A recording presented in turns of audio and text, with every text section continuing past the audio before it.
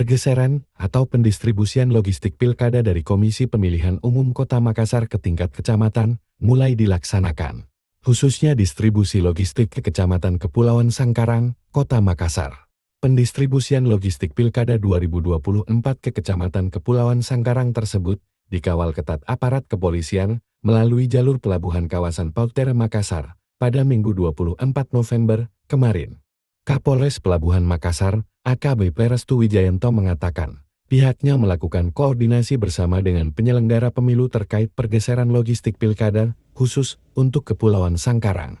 Pagi ini kita laksanakan koordinasi beserta dengan para penyelenggara, sudah digeser untuk Kecamatan Sangkarang sebanyak 42 kotak suara, baik untuk gubernur maupun pemilihan wali kota.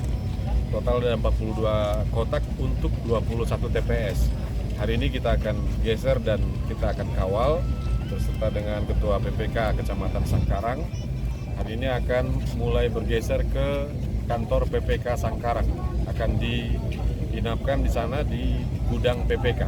Untuk selanjutnya tanggal 25 nanti hari Senin akan mulai dilaksanakan pergeseran ke pulau-pulau, yaitu di Barangcadi, Kodingaren, Pulau Lumu-Lumu, Pulau Tambu dan Pulau Langkai.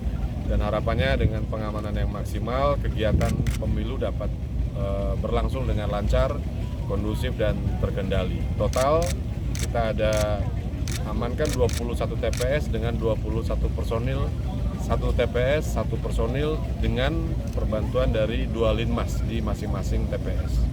Kapolres Pelabuhan Makassar pun berharap agar seluruh proses pilkada dapat berjalan dengan lancar, aman, dan damai.